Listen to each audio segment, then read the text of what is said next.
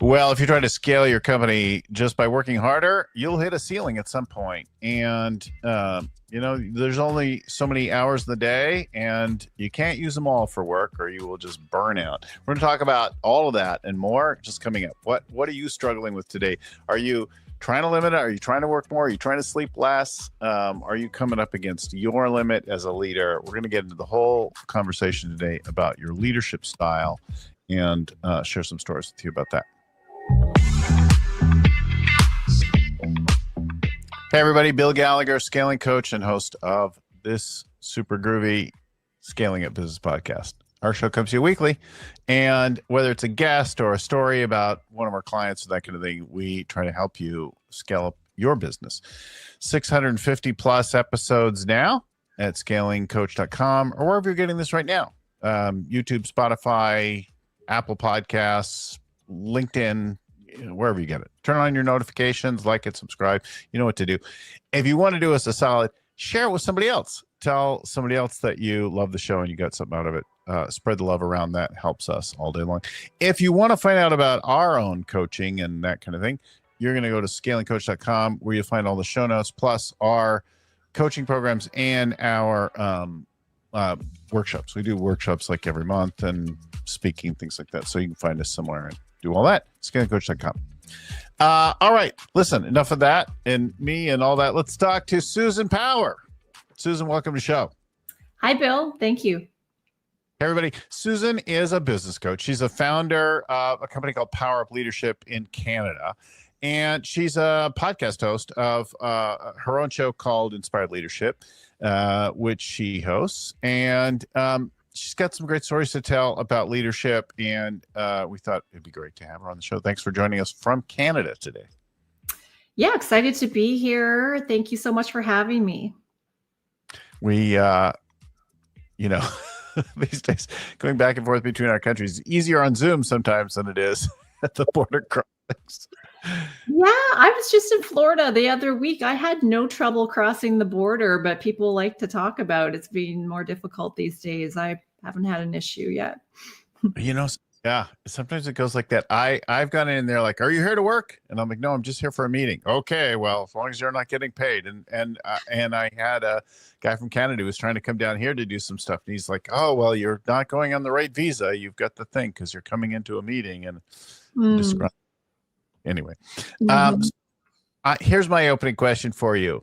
If we looked at your calendar for a week, what's the first thing we'd catch you still doing that your team should actually be doing?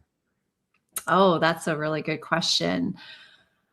I think I am still too involved in providing the weekly client updates that we send at the end of each week. My team puts them together, but I review them and before they hit send. I really don't need to do that. Like they can figure it out themselves, but it's maybe a little bit of a control function that I like to know what's going to the client before it goes out. But I should just let them do it. That's interesting. I love that you said it, control function. I think a lot of times we're like reluctant to let go, right? We say in relay running, pass the baton. And we pass it. The other person sort of got it, and we were like, I'm not gonna let go of that, right? Yeah, it's true. It's there's a comfort of being in the know on things, right? And especially if you're an entrepreneur, sometimes that attracts a type A personality. But when I think about how much I've let go compared to when I first started, like I remember hiring an EA for the first time, or it was a virtual assistant initially. Now I have a EA in my city. That was like letting go of email and letting her manage my email. That was a good exercise in letting go. I see it start even with companies of say only 50 people where, at 50 people, you've got a couple of people on your team that are leaders, but if you're micromanaging them nonstop and involved in everything, you're not being strategic, right? And probably it's annoying to them, whether they're conscious of it or not, right? It's suppressive, it's controlling, that kind of. It's like communicating, even if this isn't the intention of it, it's communicating, I don't trust you to do your job and be smart and figure things out, because I need to be involved and touch everything. So it's not helpful for building strong relationships to be trying to be involved in too much. So let's talk about your own story a little bit first before we get into some of your clients. You've gone from a founder to an executive to a founder, and that you've been involved in a couple of different things, and your leadership has gone through different phases. Let's share with us a little bit of your story and what you notice about that relates.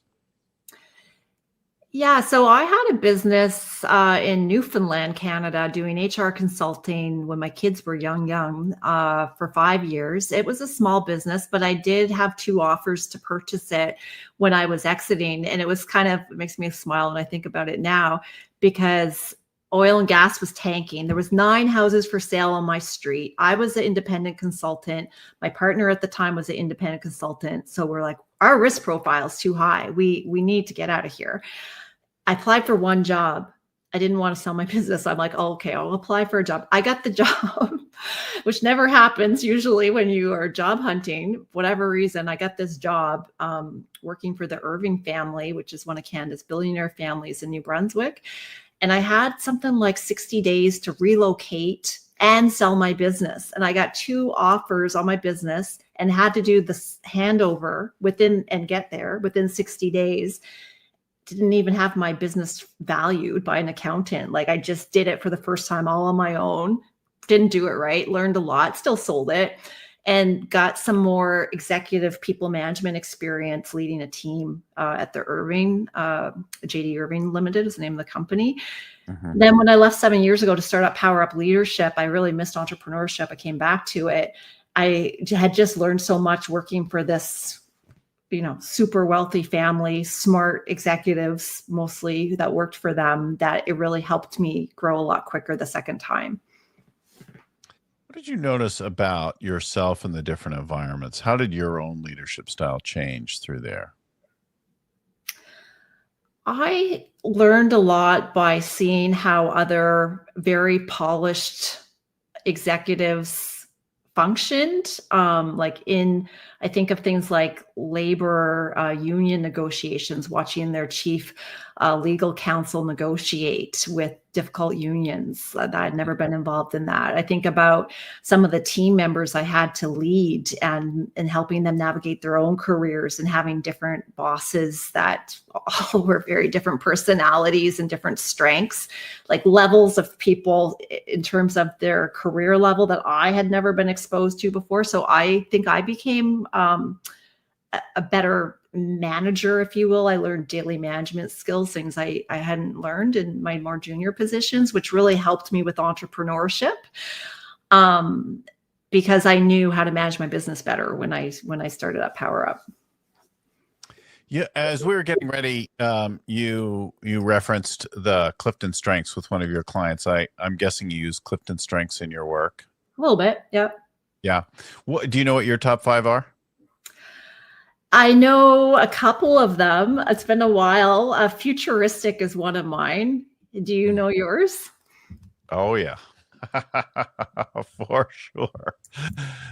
So ideation, communication, strategic, activator, and command, for sure. And when I think about those, and then I know that my weak ones are more relating and executing. So the ones around relationship management, I'm just terrible at, and the execution ones. So anytime there's consistency involved, I'm terrible at that. Right. As you go down, I know like significance and achiever. So I'm a hard worker and I have an ego.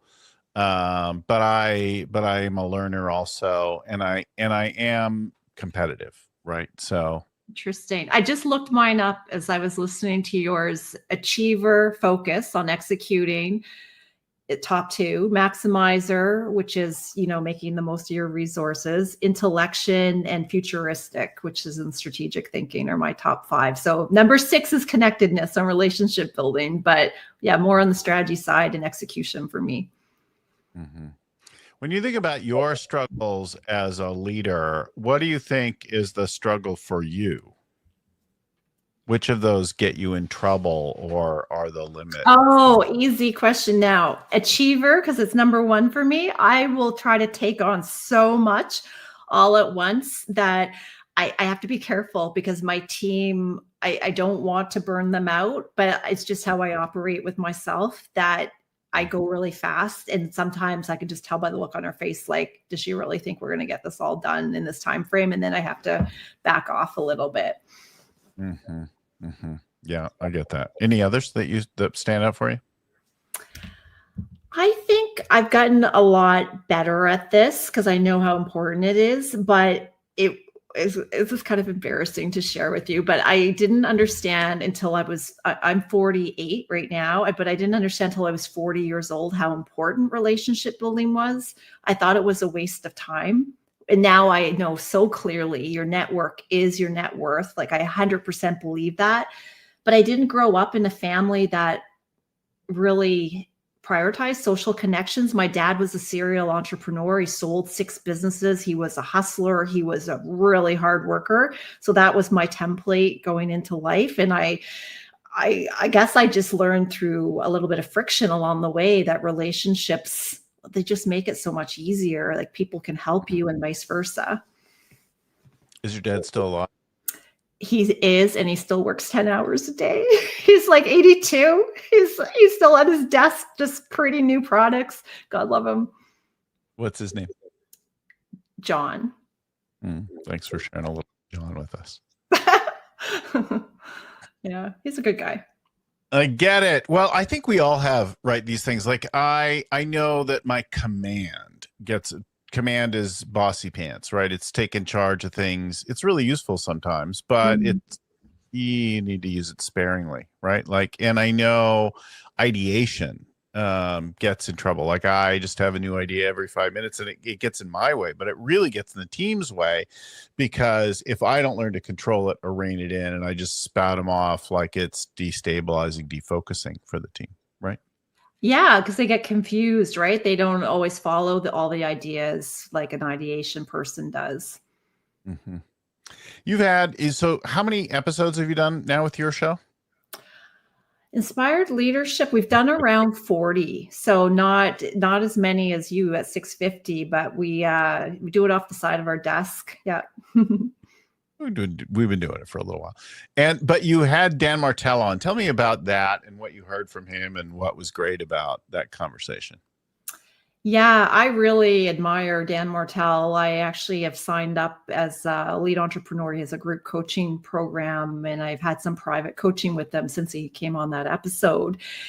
And so I've learned a ton from him through those forums as well. But I remember one of the things he said when he was on the podcast was he was talking about driving through the US and going through some of your paid tolls. And the lady, I think it was in North Carolina, asked him, how's your day going? And he, super high energy guy, works out every day. Like it's just who he is at his core, does adventure sports. He's like, amazing. How's your day going? And she kind of stopped in her tracks. She's like, oh, well, that's good. You keep on having an amazing day. And I remember saying to him, I bet you she doesn't get that very often. He's like, I know she doesn't. Exactly. Because it literally stopped her in her tracks. But I think like bringing that level of energy where it's authentic to everything you do is really why he has had such success, because he's just he says your vibe attracts your tribe. That's interesting. I notice sometimes I come off like that and I'll be like, and it could be arresting. It can get somebody's attention. It can help them wake up. People appreciate it. But other times, like it's out of sync and they're like, whoa, like I'm not ready for that energy right now. Like, back off. Well, then that's not your tribe. Yeah, maybe. Or like it's just a choice. Look, if you come at me before I've had my coffee or things like that, right, I might not be ready in the day. Or maybe it's winding down time. Like, there's a different beat for every moment of the day in my world, in my view, right? Like sometimes I'm ready for the high energy, whatever. And sometimes I really need to like make it mellow or, like there's waves through the day. It's not just one rhythm. That that makes sense. Yeah, that makes sense. And I just picturing how I would hear him responding to that, not to speak for him, but he always talks about shining your light and not dialing it back to make other people comfortable too. And I think that's just the way he is. Like that's just him. Mm-hmm, mm-hmm. Well, let's talk about some of the people that you've coached. As we got ready for the show, you mentioned a sales leader who was challenged by a change in territory and was confronted by some stuff. Why don't you tell us about that person? Yeah. So the thing with sales, as you would know, Bill, it gets so much attention in an organization because it's sexy. People like to bring dollars in the door, right? Yeah. But what I think a lot of people forget is that the better leadership skills you have, the better sales performer you will be. So a lot of it comes down to mindset, communications, influence, all that good stuff. So this particular leader, she would have been closer to the tail end of her career, had been in the same role for 20 so years in a technology company. And I remember the day I met her in the sales meeting when I was trying to get them as a new client. She walked in the door, she like sized me up from head to toe. And I knew I was trying to sell to two salespeople, her and her boss, which can be a little bit daunting going into it. And I thought, oh, she's going to be a challenge to work with. But she turned out to be one of my most favorite customers I've ever worked with. And I've worked with a number of other leaders from their organization. But her big challenge was adjusting her mindset to think she could build up a sales territory from scratch, which can be hard to do without support, right? To go from, like, she had multi-million dollar sales territory in her current role, which was no longer her role, to have to build up a new region. And she did it. Like within 9 months, she met her target and then exceeded it. But the first step was getting her to believe she could do it, and then coming up with a plan of how she was going to do it and then executing the plan. So what was the challenge for her in believing she could do it? She thought it was too big a number, that she felt like she didn't have the support to do it. Like it felt like an impossible task. If you think about having reoccurring revenue from existing clients year over year, and that's your territory, and all of a sudden you've got to find new customers and you're, tail end of your career. It was like, how am I going to do this? Like, It was overwhelming. And so what was the work that you did? Like, how did you get her to where she could see that she could? What was the shift? We had to tap into her really wanting to do it and uncovering, like, first of all, did she want the job? She was in the job, she could have said, no, I don't want to do this. I'll go find another opportunity. So that was, are you on board? Getting her on board. And then her realizing that this was not an impossible task, that there would be a way to succeed once she wanted to do it. So it was really just kind of sitting through the process with her and asking her questions to understand how she was thinking about it and how she could think about it so she could be successful in taking the action she needed to take. Yeah, I think that's a regular that I think about for myself. And somebody told me once that I've repeated for a lot of folks around different problems, right? They said billions and billions of people before you have encountered and overcome challenges greater than this one, right? So first they had me, what are the sort of challenges people have overcome? And then get the magnitude of humanity, right? Encountering whatever, savage living conditions and war and being subjugated and fought and victimized and enslaved and whatever else. And then consider all that, and then consider the resources and abilities and when I think about it in context like that, and I just pause to reflect on it, I'm left with that I have more resource, more like intelligence, ability, experience than many billions of people who probably had much darker challenges than I presently face at any given moment in life. Yeah. No, I mean, it's you paint a very strong picture there, right? But it's so easy to get sucked into this negative thinking pattern for all of us when we have a problem, that we forget about all those resources. I've said more than once to my son, who is now a dad, which makes me a grandfather, unfortunately, or fortunately. I said to him more than once, listen, remember the billions of people who came before you who managed to succeed at being a dad, with less intelligence, less resource, less stuff than you have. You're going to be okay. Like in any given moment, when you're exhausted, when it's really confronting, when you're at odds with your child or your spouse or whatever, just remember you can do this. Mm. Yeah. Yeah. Payback time. Yeah. And I think the same is true, right, for us as entrepreneurs, as leaders, whether you're staring an economic challenge, a customer issue, an employee, is useful to remember that. Like, so you look at this sales challenge and you're like, oh my God, it's really daunting. And you're like, have other people sold at this level before, Mm. either on their own or single or with a team? Yeah. Right. Yeah. You're reminding me of something else Dan Mortel would always say on the group coaching call, like, why not me? Like he was from kind of my region in Atlantic Canada, from Moncton, New Brunswick. He completely self-made. He was in jail when he was a teenager, did not grow up wealthy by any stretch. Now he's, I think his net worth is $25-30 million, sold 3 companies, completely self-made, beautiful family. Like, why not me? Like, so you need to really believe that to go for it. Otherwise, you're not going to take the risks or take the action to meet your goals. Yeah. I think this is a thing I notice again and again. One is you said with this sales leader, do you want to do it? Right? Whatever you're trying to grow with your business, do you actually want it? Or did you just take it on because somebody else did? And whatever reason you took it on, it's useful to stop and go, do I want to do this? And you could choose it or not choose it, right? But sort of being half-assed at it because you haven't committed to it is not so fun.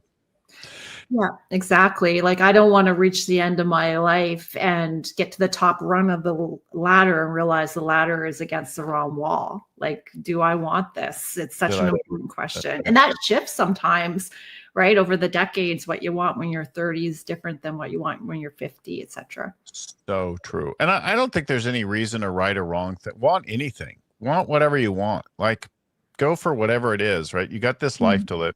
But I think it's good to do it freely and fully and not sort of half-baked, right? Going through it because you thought somebody else expected it of you, right? That's very true. Yeah. So then there's like, is it even possible? And it's very easy to think it's not possible, whatever it is, right? And for sure, there are some things that are not yet possible, right? So we haven't yet figured out how to put a man on Mars. But or a woman on Mars, a person on Mars. But we certainly have a whole bunch of people working on that right now, trying to do it for the first time. I think most of us are trying to do things that are far more modest. Build $1 billion company, take your business to 100 million, go nationwide, like whatever it is that you're trying to do is far more modest and achievable than something like that. Yeah. Do you remember Anthony Robbins? He's still around. You must know him as a coach, right? He's like the grandfather of coaching. So I'm rereading his book from the 80s, Awaken the Giant Within, which is fantastic. And he has this exercise in there, Bill, where he says, out of 10, rate your life, like financial, health, career, relationships, 5 years ago, where that was out of 10 in each category 5 years ago. Rate it today, then rate where you want it to be 5 years in the future. And I think it's so cool because you realize often how far you've come, at least in some of the categories, if not all, if you compare 5 years ago to today. So it helps you realize, well, geez, look how far I can get to maybe in the future. Because you're right. I think we underestimate sometimes what we're capable of doing. But 1 year is such a small window, but compared to 5 years. It is. And there are moments where you frog, right? Like things happen really fast, like COVID accelerated some things. Anytime you've got a stressor, there's some things accelerated. I think in any given moment, life's hard, right? At any moment in life, it's hard.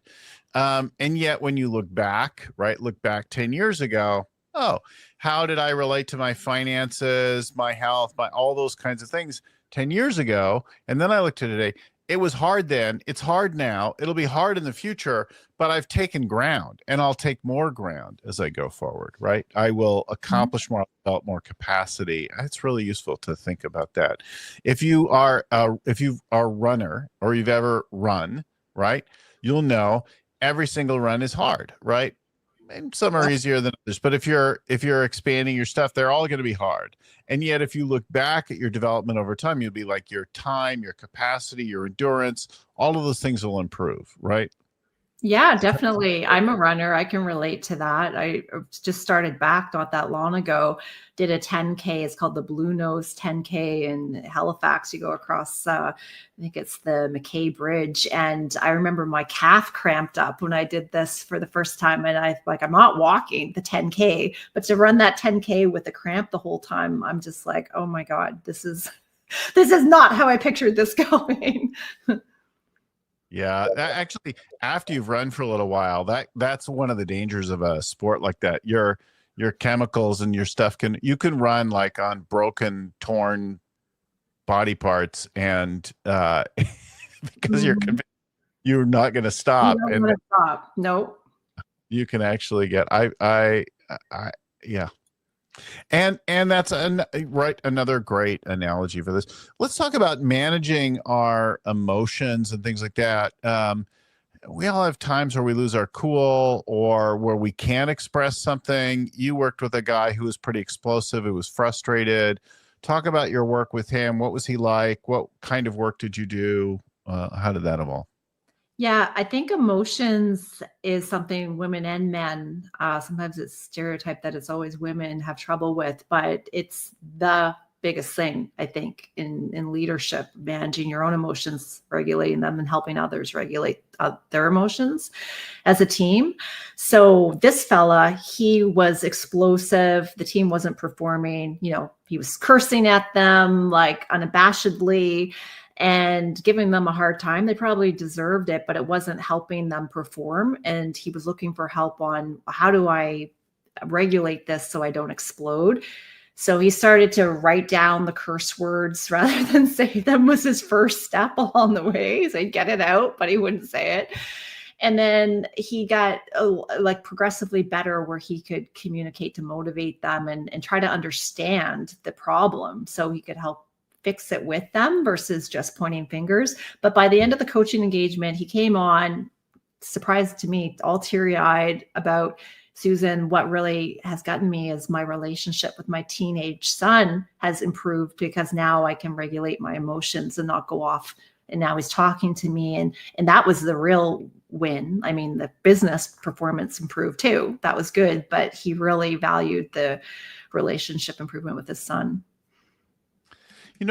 Guys, we get that training in that early on to, don't be emotional, right? And in the beginning, that's like, don't cry, right? Is probably the guy thing early on. And then later it evolves in different ways, like don't be too whatever. And so we think we're not emotional. Oh, I don't want to get emotional here. Or I'm not very emotional.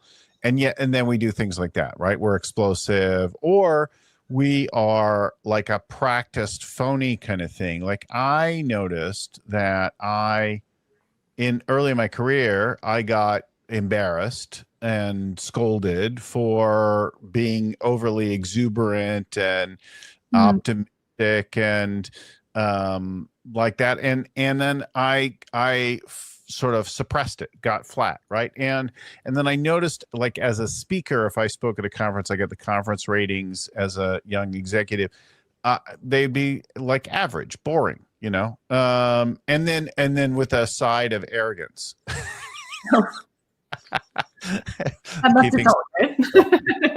And it sucked, right? And then I did some work on speaking and coaching and leadership work and things like that. And then I sort of took the lid off it.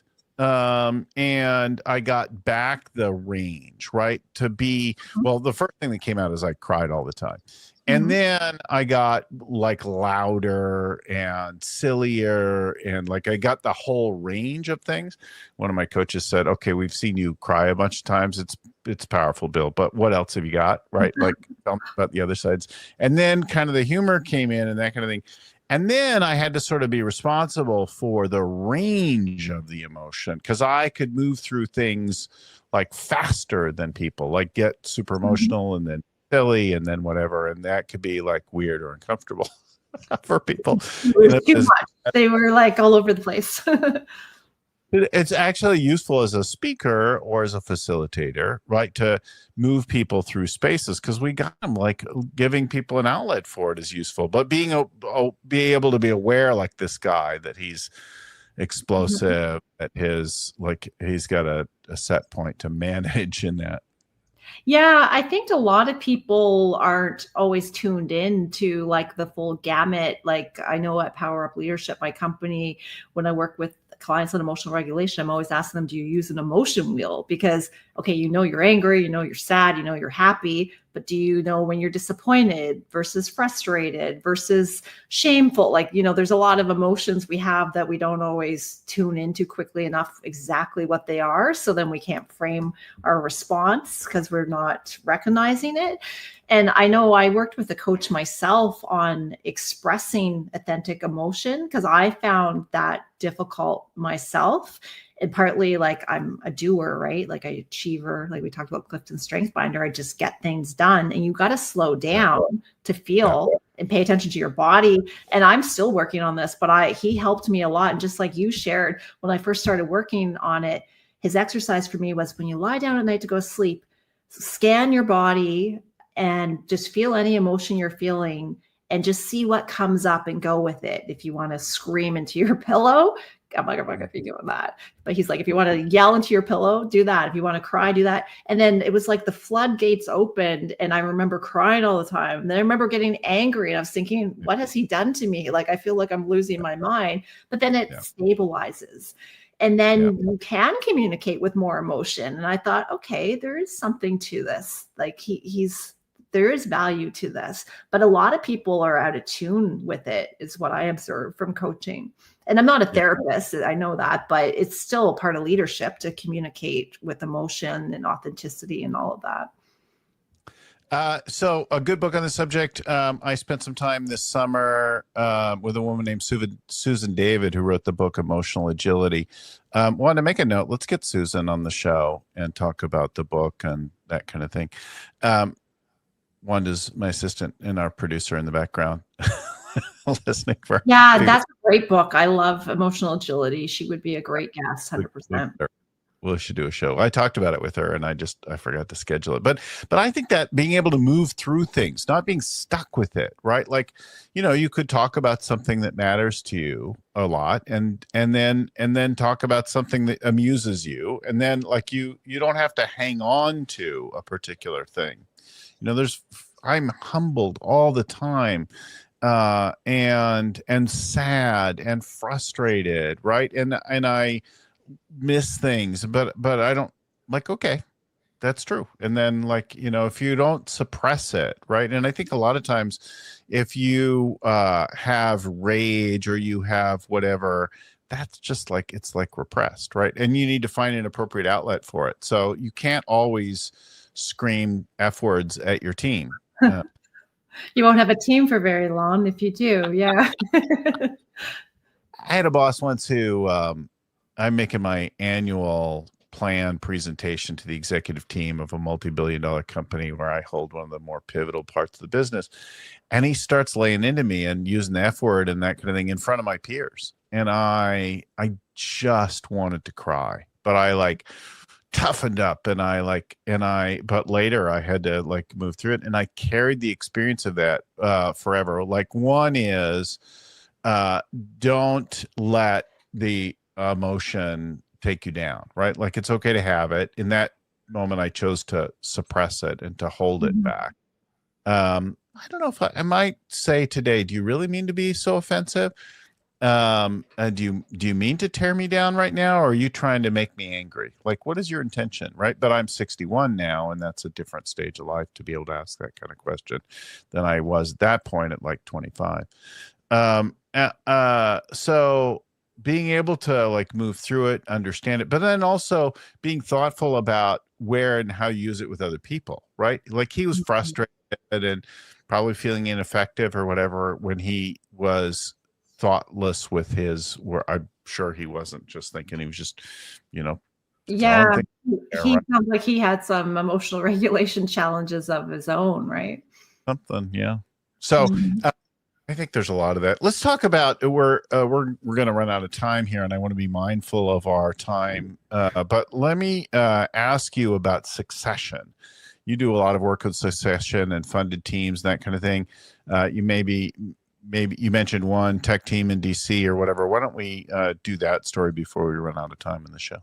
Yeah, sure. So we work with a lot of hyper growth businesses at PowerUp Leadership that are scaling really quickly. And we work with them from a people readiness, leadership readiness side. Yeah. So often, M&As, they have team integrations or succession planning. Do they have the right C-suite in place to scale to the next level? So often they're PE-backed companies. So the one in Washington, D.C. is a technology firm. Been working with them since January of this year. And I think we've coached so far, they keep sending us more every week, but we've coached 5 or 6 of their senior leaders. And it's great. Yeah, it's great because they're seeing an impact in terms of behavior change and performance. So one of these leaders is also on the sales side and really, really effective, high potential, high performer. But where she struggled was in, I guess, the feedback side of things, and really like she was wearing her emotions on her face and really, I guess, having trouble accepting feedback where people were not stopping, like they were eventually stopping giving her the feedback, which was not what at all she wanted, but it was just, they felt like they were aggravating her by giving her the feedback. So it's just interesting that how you show up as a leader can really impact your future performance in ways that sometimes people aren't always aware of. So that's the value of coaching. You help increase the self-awareness, as as a coach, to help leaders really recognize where they're getting in their own ways sometimes. I think it's really useful to know how you come across, even in how you come across getting feedback, right? Like, are you, Like, yes, are I you, want the feedback. And you're like, no, I don't. yeah. Yeah. Well, and sometimes, right, that's just you're cold or your back is tired or you have a natural set point, right? However the body language, or you're more expressive emotionally than somebody else, right? Mhm. So let them know, hey, this is kind of how I am. Like I notice the best times when I go to like work with a group somewhere or even remotely on the phone or whatever, I'm saying, hey, I I'm kind of like this. I'm kind of irreverent. I'm a little more emotional. I'm a little more expressive. I'm a little freer in some ways. Like letting people know that how you are, then they're not inhibited by your sort of natural set point, your way of being. Yeah, that's so refreshing. A lot of people don't do that, right? They're not that forthright, and then people misread it or they don't know how to communicate with them, but you're making their job easy by telling them. It's hard, I think, when you're young in particular. And young is relative speaking, right? Like every person who is younger than you seems young to you, right? Mm, Like yeah. personal. Oh my God. But you think about early in your career, everybody is a team player, self-starter. They work their only fault is they work too hard, right? Like it's Mm. really hard. When I ask people their strengths and weaknesses in coaching them, especially new client, I ask people, what do you think your strengths and weaknesses are? And they don't speak like from my Clifton strengths kind of thing. They speak about them organically, but they really don't say a lot of weaknesses, or they're like, oh, I need to work on my skills with spreadsheets or something like that. I'm like, no, They you don't don't. know. Yeah, they don't know what the answer is a lot of times when they're young. And if I can mention a free resource for your Yep. listeners, on our website, powerupleadership.ca, we have a free download section, and we have a million different leadership resources there. But we have, in particular, succession planning framework, as well as a values binder. So if you're earlier on in your career, you're trying to figure out what's still important to you, you can check that out. There's also a leadership diagnostic, but we share all our content for free because we know our values in the implementation of it in the coaching. At any point in your career, it's self-reflection, self-awareness is so powerful, right? It's very hard to get there if you don't know where you are right now. So understanding your starting point or where you are, your strengths and weaknesses is fundamental to any kind of leveling. Definitely. Right? Definitely. PowerUpLeadership.ca is the website. We'll put it there. There it is on the screen. It'll be in the show notes. You can find it again. You can try and remember it. PowerUpLeadership.ca is the website. Susan, I know you've got to go in just a second. We're running out of time. Thank you for coming on the show today and for sharing some of your stories and your experience and your work with. If you want to know more about Susan's company, go there, PowerUpLeadership.ca. If you want to know, if you want to know anything more about our stuff, wherever you are right now, just like it, subscribe. That's all good. ScalingCoach.com is our website. Big shout out. Thanks to Wanda and Anna, who get our show produced every week. To my friend and mentor, Vern Harnish, who created the whole Scaling Up framework. That's the core of our work. And thank you again for watching, for listening. Until next time, keep scaling.